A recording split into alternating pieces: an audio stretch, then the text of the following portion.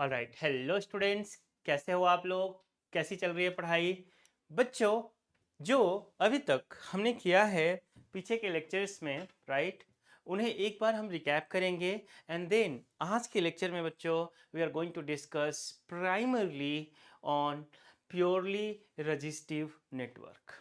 तो ये हमारा आज का टारगेट होगा कि बच्चों प्योरली रजिस्टिव नेटवर्क को हम अच्छे से कवर अप करें। एंड देन एक बार आइए हम अभी तक जो प्रीवियस लेक्चर्स में कर रखा है उनका एक बार हम रिकैप ले लेते हैं। Correct? Ready? Shall we start? Very good, आ जाओ बच्चों। तो आप देखेंगे कि हमने बात की थी average average current flowing, average current average current flowing over one complete cycle. तो बच्चों average current over one cycle कितना मिला था अपने को? तो I average was laddu, 0 ampere. Correct? इसी तरीके से बच्चों ये तो एवरेज करंट जीरो कब होगा? Over one complete cycle.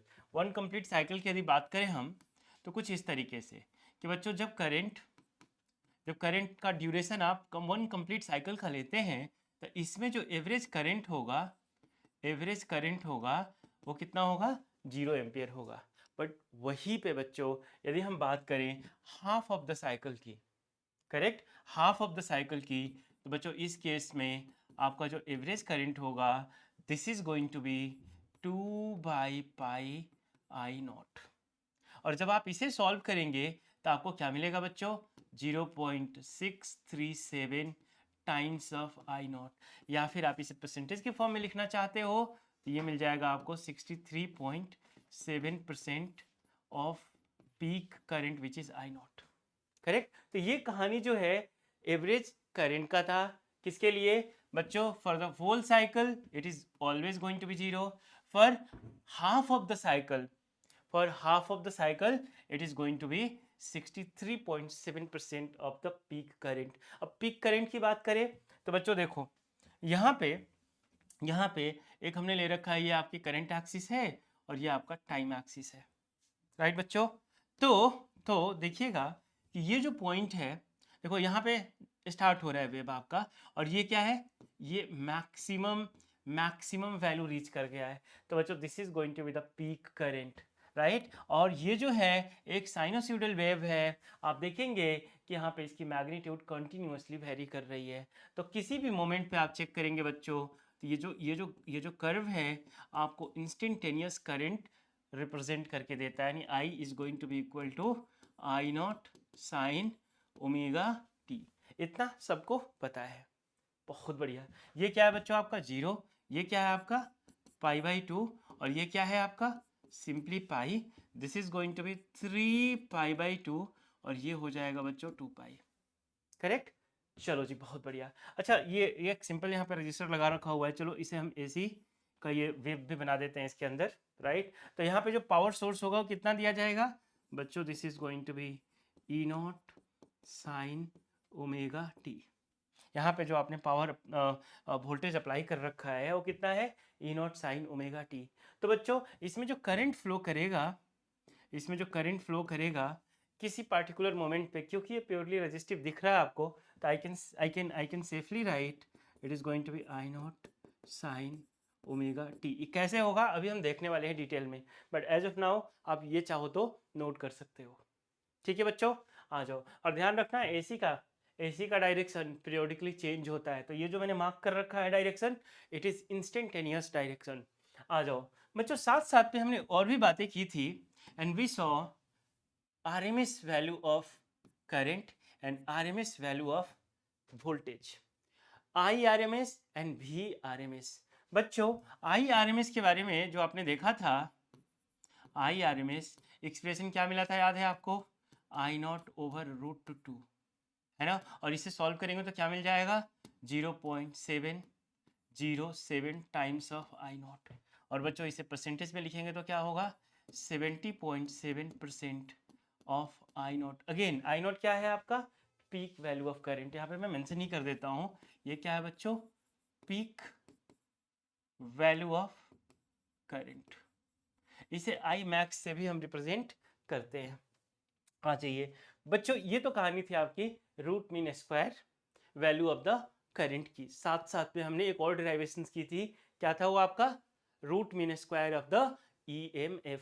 बच्चों यहाँ पे मैं लिख देता हूँ ERMS, यानी बच्चों root mean square value of EMF that is going to be E0/√2। और इसको जब आप सॉल्व करेंगे तो अगेन क्या मिल जाएगा बच्चों, 0.707 E0। ध्यान रखिएगा आप किसकी बात कर रहे हैं, यहाँ पे आप बात कर रहे हैं बच्चों ERMS की, तो यहाँ पे E0 लिखा जाएगा। और इसी को परसेंटेज में लिखेंगे आप तो कितना मिल जाएगा, 70.7% ऑफ E0। क्या ये सारी की सारी डेटा दिमाग में सेट हो गया बच्चों? बहुत बढ़िया। ये क्या था आपका, root mean square value of alternating EMF, और ये क्या था बच्चों, IRMS यानी root mean square value of the alternating current. Clear? चलो आ जाओ। इसके साथ साथ एक मैंने डिस्कशन किया था आप लोगों से बच्चों कि जब भी आप अल्टरनेटिंग करंट और अल्टरनेटिंग वोल्टेज को मेजर करते हो तो आप कौन सी डिवाइस यूज करते हो, और जो डिवाइस यूज करते हो आप वो किस प्रिंसिपल पे बेस्ड है। तो सबसे पहले बच्चों हम यूज करते हैं हॉट वायर एमीटर का या फिर हॉट वायर वोल्टमीटर का। करेक्ट? हॉट वायर एमीटर हम यूज करते हैं किसके लिए, किसके लिए बताओ, हॉट वायर एमीटर हम अल्टरनेटिंग करंट को मेजर करने के लिए यूज करते हैं। और साथ साथ में बच्चों जो आपका हॉट वायर वोल्टमीटर होता है उसका यूज हम पोटेंशियल डिफरेंस मेजर करने के लिए करते हैं, राइट? और ये दोनों की दोनों डिवाइसेस कौन से प्रिंसिपल पे बेस्ड है, बताओ बताओ बच्चों, it is based on the heating effect of electric current. तो आ जाओ, ये स्टेटमेंट मैंने यहाँ पे दे रखा हुआ है, नीचे वाला स्टेटमेंट पहले कर लेते हैं फिर हम यहाँ पे आएंगे, है ना? नीचे वाला स्टेटमेंट एक बार देखना बच्चों, alternating current end voltage, alternating current and voltage, alternating current and voltage are measured by AC ammeter and AC voltmeter। Absolutely correct, बिल्कुल ठीक बात है, respectively, है ना? AC ammeter and AC voltmeter से हम क्या करते हैं बच्चों, alternating current and alternating voltage measure करते हैं बच्चों। as the working of this instruments is based on, बताओ कौन से प्रिंसिपल पे बेस्ड है इसका वर्किंग, बोलो बोलो बच्चों, it is based on heating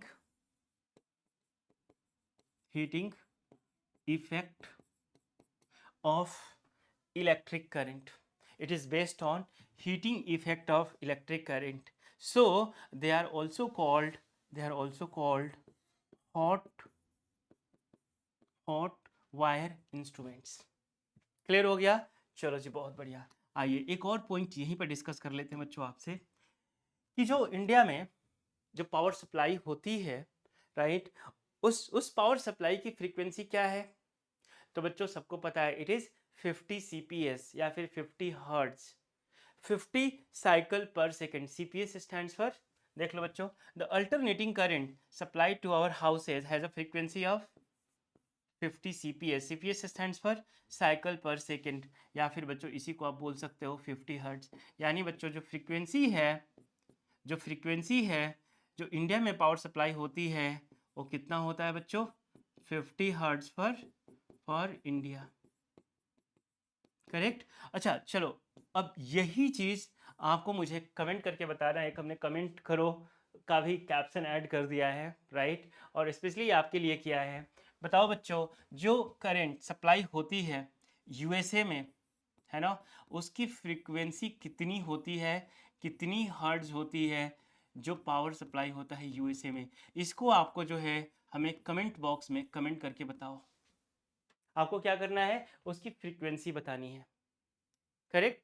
question clear है? जैसे इंडिया में 50 हर्ट्ज पे पावर सप्लाई होता है, यानी पावर सप्लाई की जो फ्रीक्वेंसी है वो 50 हर्ट्ज है। इसी तरीके से USA में जो पावर सप्लाई होता है उसकी फ्रीक्वेंसी कितनी होती है? This is the thing you have to put in your comment box. चलो आ जाओ बच्चों, बढ़ते हैं आगे। तो आज का हमारा प्यारा सा टॉपिक क्या है? हमारा टॉपिक है बच्चों प्योरली रेजिस्टिव नेटवर्क। करेक्ट? और इसका पूरा का पूरा एक एक चीज डिटेल देखने वाले हैं हम। आ जाओ बात करते हैं बच्चों, प्योरली रेजिस्टिव नेटवर्क होता क्या है, पहले ये बताएगा कोई मुझे? हाँ जी, प्योरली रेजिस्टिव नेटवर्क जब कभी भी AC पावर सोर्स हो आपके लिए और वहां पे बच्चों नेटवर्क में सिर्फ और सिर्फ एक रजिस्टर लगाओ, ना ही इंडक्टर हो ना ही कैपेसिटर हो, तो बच्चों ऐसी नेटवर्क को हम क्या बोलते हैं, प्योरली रेजिस्टिव नेटवर्क बोलते हैं।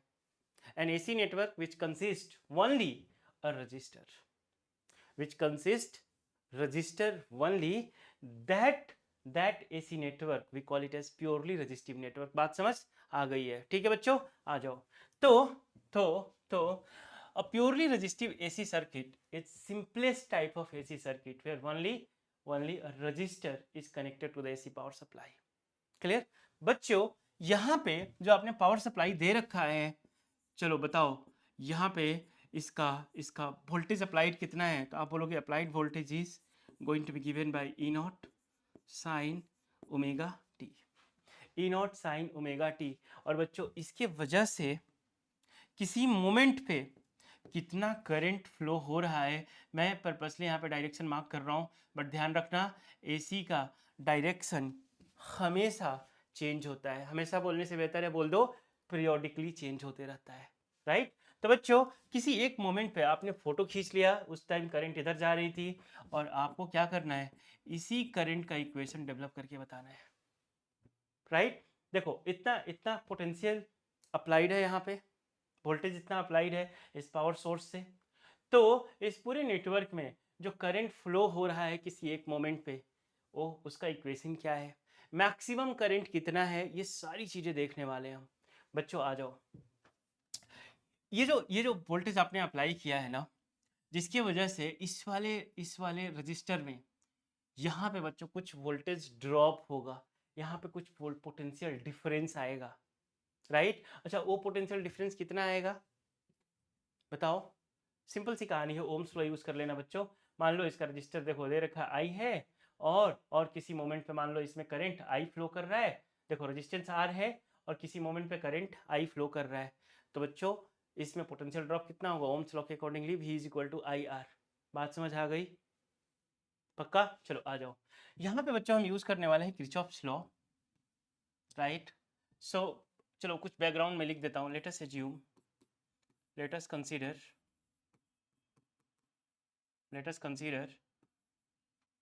consider an AC circuit which consists a resistor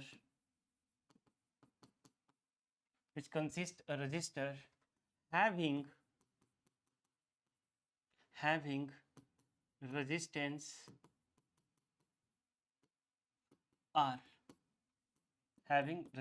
R, बच्चों कितना पावर, कितना वोल्टेज सप्लाइड है from the AC power source? तो बच्चों voltage applied from the AC power source, बताइए बच्चों. तो आप बोलेंगे E is equal to E not sine omega t, E is equal to E not sine omega t. इतना voltage supplied है इस एसी नेटवर्क में from this AC power source. Clear बच्चों? चलो बहुत बढ़िया. E is equal to E not sine omega T. बहुत बढ़िया बच्चों. कितना पोटेंशियल ड्रॉप होगा यहाँ पे कोई बताएगा मुझे? यदि यहाँ पे वोल्टमीटर एक कनेक्ट कर लो, राइट, तो यहाँ पे पोटेंशियल ड्रॉप कितना होगा? Potential difference that is going to be बच्चों, मान लो किसी मोमेंट पे करंट आई है, तो this is going to be simply I R. ठीक है, इसमें जो पोटेंशियल ड्रॉप होने वाला है that is simply going to be potential difference PD, that is going to be simply IR. क्या ये वाली बात समझ में आई बच्चों? पक्का? आ जाओ. बट ये क्या है? किसी इंस्टेंट का, किसी एक मोमेंट का पोटेंशियल ड्रॉप है, पोटेंशियल डिफरेंस है through this register. Apply Kirchhoff's law, apply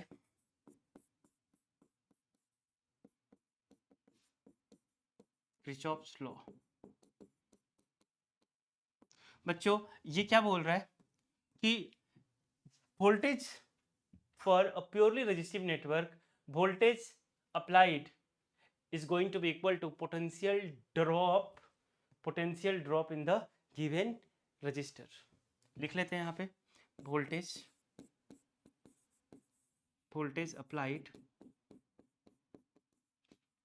is equal to potential difference or potential drop in the resistor और इन द गिवन एलिमेंट। बच्चों यहाँ पे कितना आपने पोटेंशियल अप्लाइड कर रखा हुआ है, तो आपने बोल रखा है जी E not sine omega t apply कर रखा है, और पोटेंशियल ड्रॉप कितना हो रहा है बच्चों, आई आर हो रहा है। ध्यान रखिएगा ये जो आई है ये इंस्टेंटेनियस करंट है, किसी एक मोमेंट का करंट है। ये जो आई है ना बच्चों, this is instantaneous current, I instantaneous है। ये बात समझ में आ रही है, किसी एक पर्टिकुलर इंस्टेंट का करंट है। सो हमें ना इसी आई को फोकस करना है कि ये कितना होगा। तो बच्चों आइए यहाँ से मुझे आप आई निकाल के दीजिए। तो I is equal to R को इधर भेजिए, तो this is going to be E not upon R sine omega t. कोई दिक्कत है किसी को? नहीं होना चाहिए, पक्का? चलिए जी बच्चों, यानी सेफली क्या हम लिख सकते हैं, I is equal to E not over R sine omega t. किसी को कोई दिक्कत नहीं होना चाहिए। बच्चों एक और बात बताइए, यहाँ पे मुझे इस आई को आई मैक्स कराना हो, इस आई को आई मैक्स कराना हो, यानी मैक्सिमम कराना हो, तो बच्चों इस पूरे वैल्यू को क्या होना पड़ेगा, मैक्सिमम। अब देखो ई नॉट क्या है, ई नॉट जो है पीक वोल्टेज है, पीक वोल्टेज है, सबको पता है, करेक्ट। तो बच्चों पीक वोल्टेज एक बार जो है सो है, वो अब चेंज नहीं होगा, राइट। बच्चों आर जो रजिस्टर आपने यहाँ लगा दिया है, ये आर कांस्टेंट है, ये चेंज नहीं होगा। तो बच्चों इस पूरे वैल्यू को मुझे मैक्सिमम कराना है, तो सिर्फ डिपेंडेंसी बढ़ जाती है बच्चों किसके ऊपर, साइन ओमेगा टी के ऊपर, यानी इसकी वैल्यू मैक्सिमम होनी चाहिए, तभी इस पूरे का इस आई की वैल्यू मैक्सिमम होगी। यानी बच्चों आई मैक्स हो जाए, आई मैक्स हो जाए, इसके लिए साइन ओमेगा टी को क्या होना पड़ेगा, मैक्सिमम होना पड़ेगा। और साइन में मैक्सिमम वैल्यू ट्रिग्नोमेट्री के अकॉर्डिंगली कितना होता है बच्चों, 1 होता है, करेक्ट। तो आ जाओ यहाँ पे एक लाइन खींच लेते हैं हम बच्चों, देखना जरा सा, for I to be I max, और ध्यान रखना बच्चों ये जो आई मैक्स ही क्या है, आई नॉट है। For I to be I max sine omega t has to be maximum, sine omega t has to be maximum. और बच्चों maximum value of sine omega t, maximum value of sine omega t कितना होता है, 1 होता है। therefore this I that is going to be I max, जो कि बच्चों I नॉट के बराबर होगा। ये किसके बराबर है, देखो साइन ओमेगा टी को 1 कर दो, तो इसे 1 करोगे तो this is going to be simply equal to E not over R. ऐसा क्या हुआ बच्चों कि हमने लिख दिया ई नॉट ओवर आर, क्योंकि हमने इस पूरे वैल्यू को मैक्सिमम कराया, इसीलिए आई को आई मैक्स लिखा है, और आई मैक्स को ही हम क्या बोलते हैं, आई नॉट बोलते हैं। क्लियर है बच्चों इतनी कहानी, बहुत बढ़िया। तो ये जो साइन ओमेगा टी है इसकी वैल्यू हमने 1 कर दी, मैक्सिमम कर दी। आ जाओ, तो बच्चों यहाँ से हमें क्या देखने को मिला, यहाँ से हमें देखने को मिला I naught is equal to E not over R. इसको एक बॉक्स में डाल दो पहले तो, और ध्यान देना बच्चों ई नॉट ओवर आर क्या बन गया आपका, आई नॉट बन गया। इसे इक्वेशन 1 करना है तो कर दो आप। और यही चीज बच्चों क्या मैं लिख सकता हूं, फ्रॉम इक्वेशन 1 क्या मैं इंस्टेंटेनियस करंट का equation I is equal to E not by R के प्लेस पे, इसके प्लेस पे क्या बच्चों हम आई नॉट लिख सकते हैं। तो this is going to be I not sine omega t. ये क्या है आपका, ये है आपका इंस्टेंटेनियस करंट की वैल्यू। यानी जो हम यहाँ पे आई, मैंने जो क्वेश्चन मार्क रखा था, this is nothing but I not sine omega t. Clear हो गया। तो बच्चों इस तरीके से जो प्योरली रजिस्टिव नेटवर्क है उसमें किसी भी मोमेंट पे कितना करंट फ्लो हो रहा है बच्चों, आप इस इक्वेशन से पता कर सकते हो, that is I not sine omega T. अच्छा, एक और चीज़ है बच्चों, कई बार हमने डिस्कशंस किया है कि ये जो ओमेगा टी है ना, ये जो ओमेगा टी देख रहे हैं आप, ये फेज है, बट क्योंकि ये करंट का इक्वेशन है तो omega t is going to be the phase of current. Clear है? इसी तरीके से यहाँ पे देखना बच्चों, ये जो ओमेगा टी है ये किसका इक्वेशन है? ये वोल्टेज का इक्वेशन है, करेक्ट? तो omega t is going to be phase of voltage. Clear बच्चों? यदि मैं आपसे यहीं पे पूछ लूं कि बताओ इसका फेज डिफरेंस कितना है, वोल्टेज और करंट का फेज डिफरेंस कितना है, तो क्या बोलेंगे आप? याद रखना बच्चों, फेज डिफरेंस ना, फेज डिफरेंस हमेशा हम कैसे निकालेंगे? तो हम लिखेंगे phase of voltage minus minus phase of current. ये हमेशा फिक्स रखेंगे हम कि बच्चों वोल्टेज के फेज को पहले रखेंगे, उसमें से सब्ट्रैक्ट करेंगे हम करंट के फेज को। बात समझ आ गई? फेज डिफरेंस हम कैसे निकालेंगे? तो बच्चों वोल्टेज का फेज, यानी देखो इसमें ओमेगा टी है और यहाँ पे करंट में भी ओमेगा टी है, राइट? तो यदि हम बात करें तो फेज डिफरेंस कितना आ जाएगा? 0 आ जाएगा। अभी देखेंगे, हम डिटेल में देखेंगे इन सब चीज़ों को। तो बच्चों ओवरऑल हमने क्या देखा कि जब एक आपके पास प्योरली रजिस्टिव नेटवर्क हो, राइट, और उसमें एसी पावर सोर्स लगा हो और उस एसी पावर सोर्स का जो अप्लाइड वोल्टेज हो, राइट, जो वोल्टेज सप्लाई किया जा रहा है, if that is E not sine omega T, तो किसी भी मोमेंट पे उस रजिस्टिव नेटवर्क में कितना करंट फ्लो करेगा बच्चों? उस रजिस्टिव नेटवर्क में I is equal to I not sine omega t, इतना करंट फ्लो करेगा। क्लियर? क्लियर बच्चों? बहुत बढ़िया। तो जल्दी से इस पूरे इंफॉर्मेशन को आप नोट करो, नोट करो जल्दी से। यहाँ पे आपने नोट किया होगा एक और चीज़ बच्चों, रुको, एक चीज़ नोट किया होगा आपने कि ये जो आई नॉट है, आई नॉट है ये वाला, है ना, इस पे स्टार लगा देना कि आई नॉट जो है it is going to be E not over R. ठीक है, ये मैक्सिमम करंट यानी पीक करंट है, और ये कैसे निकाल रहे हैं हम? Peak voltage over over resistance. चलो स्क्रीनशॉट ले लो इसका, बढ़ते हैं अपने अगले पेज पे। डन बच्चों, आगे बढ़े? ठीक है। सो अब हम बात करेंगे कि इसका फेजर डायग्राम क्या होगा, इसका वेव फॉर्म क्या होगा, और भी कई सारे इंफॉर्मेशन इससे रिलेटेड। क्विकली आ जाओ देखते हैं बच्चों। ये रहा आपका, ये है आपका वाई एक्सिस और ये रहा आपका एक्स एक्सिस, ध्यान रखना। तो इस पे मैं रखने जा रहा हूँ करंट को भी और वोल्टेज को भी, रुको, वोल्टेज को भी और करंट को भी, और ये हमारा टाइम एक्सिस है, राइट बच्चों? जब आप यहाँ पे देखा आपने कि फेज जो है वोल्टेज का वो ओमेगा टी है, और और करंट का भी फेज क्या है? ओमेगा टी है। मतलब बच्चों दोनों के दोनों सेम फेज में है। जब दोनों के दोनों सेम फेज में है तो इसका कंक्लूजन क्या है? इसका कंक्लूजन ये है कि बच्चों करंट एंड वोल्टेज दोनों के दोनों साथ साथ चलेंगे। हम साथ साथ वाली फीलिंग आएगी इसको कि करंट भी चल रहा है साथ, वोल्टेज भी चल रहा है साथ। मतलब बच्चों जीरो होंगे तो दोनों जीरो होंगे। किसी भी मोमेंट पे यदि करंट जीरो है तो वोल्टेज भी जीरो होगा। यदि आपका वोल्टेज मैक्सिमम है तो उस मोमेंट पे करंट भी मैक्सिमम होगा। सेम फेज का मतलब यही है। आ जाओ देखो जरा सा। तो बच्चों ये जो देख रहे हैं आप बड़ा वाला, ये वाला ऊपर वाला, राइट, ये आपके वोल्टेज को रिप्रेजेंट करता है। ठीक है बच्चों?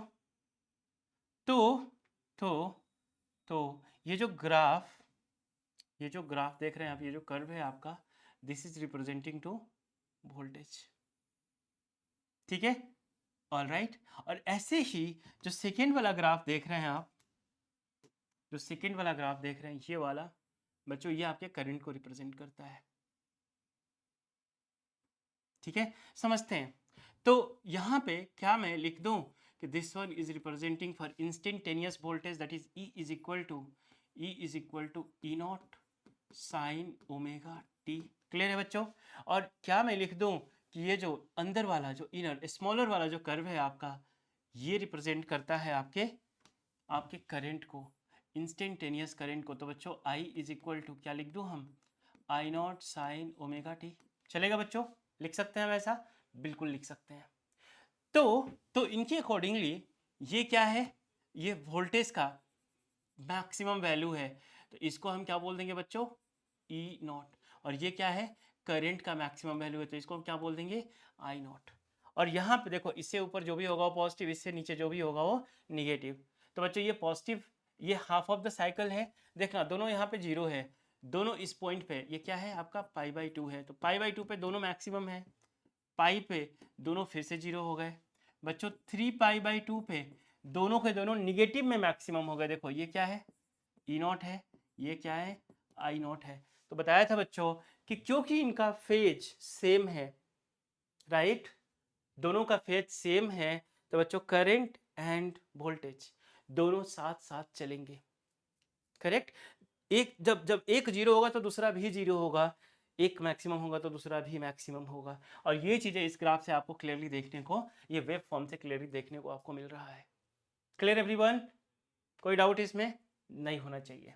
बच्चों आओ जरा सा हम इसका इसका फेजर डायग्राम बना के देखते हैं कैसा बन रहा है। तो बच्चों फेजर डायग्राम में सिंपली हम क्या करते हैं कि कार्टेशियन प्लेन रेडी कर लेते हैं, और देखना बच्चों कुछ कहानी ऐसी चलेगी आपकी। यहाँ पे आप चलो मैं पॉजिटिव में ही रखता हूँ इसे, है ना, ठीक है, आप चाहते हो थोड़ा सा नीचे कर लो, ओके थोड़ा सा नीचे कर लेते हैं इस पूरे को, रुक जाओ, ठीक है बच्चों, ऑलराइट। अब जो है ये हमारा एक्स एक्सिस है और ये हमारा बच्चों वाई एक्सिस है, करेक्ट। मुझे पता है कि इस बारी मैं सब कुछ पॉजिटिव वाई एक्सिस में ही करूँगा, तो पर्पसली मैंने नीचे ड्रॉ नहीं किया है। आप चाहते हो तो थोड़ा सा इधर नीचे ड्रॉ कर ही दो, रुक जाओ, ठीक है, हाँ परफेक्ट। और बच्चों थोड़ा इधर भी ड्रॉ कर दो, ऑलराइट, रुक जाओ, ठीक है बच्चों। तो this is X dash, this is Y and this is Y dash, clear. अब देखना सबसे पहले वोल्टेज पे फोकस करो। तो वोल्टेज जो है क्या बोल रखा है, वोल्टेज जो है आपका बच्चों ये है कहाँ तक जा रहा है, मैक्सिमम। ये जो टिप है ना एरो का, ये जो एरो का टिप है ये इसके पीक वैल्यू को रिप्रेजेंट करेगा। तो मान लो मैंने पहले वोल्टेज को देखो किसका ग्राफ बढ़ा गया है, तो बच्चों वोल्टेज वाले का ग्राफ बढ़ा गया है, ये इसकी पीक वैल्यू है। तो बच्चों इसके लिए एरो हम थोड़ा सा बड़ा रखेंगे और यहाँ पे लिख देंगे हम ई नॉट, क्लियर, क्योंकि ये किसकी पीक वैल्यू है, वोल्टेज की पीक वैल्यू है। और बच्चों ये कितना ऊपर रहेगा आपके एक्स एक्सिस से, ओमेगा टी, फेज कितना है इसका, ओमेगा टी है, वोल्टेज का हमने मेंशन कर दिया कितना है, ओमेगा टी है, क्लियर। तो बच्चों एक्स एक्सिस से ये कितना एंगल बना रखा है, ओमेगा टी, वहां पे हमने इसे प्लॉट कर दिया। आ जाओ अब देखना एक और कहानी यहाँ पे बच्चों, करंट को भी रिप्रेजेंट करें तो उसका भी फेज कितना है, आप बोलोगे उसका भी फेज तो ओमेगा टी है, तो हम इसी लाइन पे उसे भी रखेंगे, बट उसे थोड़ा सा छोटा कर देंगे। देख लो ग्राफ ने जो मैक्सिमम वैल्यू अटेन किया है वो वोल्टेज के कंपैरिजन में छोटा है, तो करंट को भी हम थोड़ा सा छोटा कर देंगे। बट ध्यान रखना ये जो इसका टिप है ये किसको रिप्रेजेंट करेगा, ये इसका टिप है बच्चों वो आई नॉट को रिप्रेजेंट करेगा, पीक वैल्यू ऑफ करंट को रिप्रेजेंट करेगा, क्लियर हो गई। और दोनों का दोनों फेज क्या है बच्चों, दोनों के दोनों का फेज ओमेगा टी ही है। एक और इंपॉर्टेंट चीज आपको चेक करना है कि आपका ये फेजर डायग्राम सही है कि नहीं है। इसके लिए क्या करो बच्चों, जहां भी इसका पीक वैल्यू है ना वहां से एक परपेंडिकुलर ड्रॉप कर दो, किस पे, वाई एक्सिस पे, राइट, वाई एक्सिस पे एक परपेंडिकुलर ड्रॉप करो। और जो भी आपको यहाँ पे इसकी इसकी वैल्यू है इसको उठा के इसका एक कंपोनेंट वाई एक्सिस पे लगा दो। अब पूछोगे ऐसा हमने क्यों किया, बताता हूँ। देखो आपको याद होगा आपने वेक्टर में पढ़ा था बच्चों, देखो ये वेक्टर्स नहीं है बट इन्हें वेक्टर जैसा ट्रीट किया जाता है। आपको याद होगा वेक्टर जब आपने पढ़ा था तो मान लो कि ये रहा आपका एक कोई वेक्टर, ठीक है, इसे मैंने एफ से रिप्रेजेंट कर दिया, तो ये क्या बन जाएगा इसका, ये हॉरिजॉन्टल एक्सिस है। तो इस वेक्टर का एक कंपोनेंट ये है, राइट। और मान लो यहाँ पे एंगल थीटा है तो आप इसको क्या लिखते थे, एफ कॉस थीटा। तो जहाँ पे थीटा है बच्चों वो वाला कंपोनेंट कॉस के साथ आ जाता था, एफ कॉस थीटा बन जाता था, करेक्ट। और यही चीज़ इसका एक और कंपोनेंट यदि मैं बात करूँ ये वाला, तो ये क्या बन जाएगा, इसके साथ देखो थीटा नहीं मेंशन है, तो ये बन जाएगा एफ साइन थीटा। तो ये रिजोल्यूशंस तो आपने ग्रेड 11 से पढ़ते आ रहे हो आप, है ना। चलो इसी कॉन्सेप्ट का यूज करके क्या बच्चों हम यहाँ पे इस पीक वैल्यू ऑफ वोल्टेज को रिजॉल्व कर दें? पक्का? चलो कर दिया, ठीक है।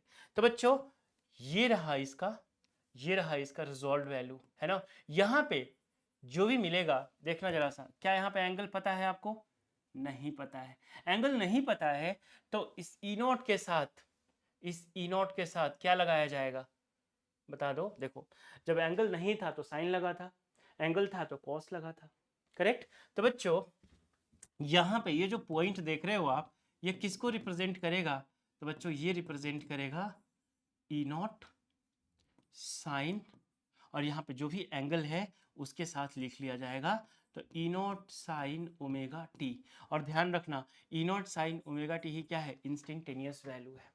यानी जब आप इसको रिजॉल्व करोगे तो वाई एक्सिस पे जो भी वैल्यू मिलेगा वो आपकी क्या होनी चाहिए? इसकी इंस्टेंटेनियस वैल्यू होनी चाहिए, जो आपने बिगनिंग में ले रखा हुआ है। इसी तरीके से करंट को भी जरा सा रिजॉल्व करो बच्चों। करंट को भी जब आप रिजॉल्व करोगे तो बच्चों देखो करंट को रिजॉल्व करोगे, एक काम करता हूँ, पहले रुको, इसकी ना परपेंडिकुलर ड्रॉप कर लेता हूँ मैं, जिससे कि एग्जैक्टली पता चले कि लाइन कहाँ तक लेके जानी है अपने को। ठीक है बच्चों, ऑल राइट। तो जब आई नॉट को रिजॉल्व करोगे तो ये क्या होगा? ये किसको रिप्रेजेंट करेगा? बच्चों देखो यहाँ पे एंगल तो नहीं पता, ये एंगल ओमेगा टी है, तो ये वाला कंपोनेंट जिधर एंगल नहीं है उसके साथ साइन लग जाएगा। और बच्चों किसको रिजॉल्व कर रहे हो? आई नॉट को, तो आई नॉट साइन ओमेगा टी मिल जाएगा। और ये क्या है? आपका इंस्टेंटेनियस करंट है।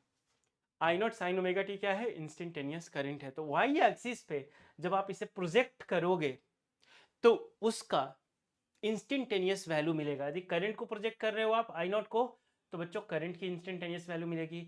ई नॉट यानी मैक्सिमम पीक वोल्टेज है, इसको आप प्रोजेक्ट कर रहे हो वाई एक्सिस पे, तो यहाँ से आपको किसको ये मिलेगा आपको बच्चों वोल्टेज का इंस्टेंटेनियस वैल्यू। तो यदि ऐसा हो रहा है तो समझ लेना कि आपका ये जो फेजर डायग्राम है वो बिल्कुल ठीक है। क्लैरिटी मिली बच्चों? 100% क्लियर? चलो बहुत बढ़िया, आ जाओ। फेज डिफरेंस के बारे में हमने बात की थी आपसे, कैसे निकालते हैं हम। तो बच्चों लिख लेते हैं यहाँ पे, phase difference is going to be equal to phase of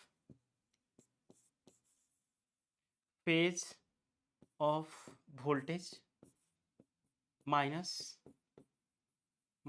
phase of current. इसे लिख लेते हैं फेज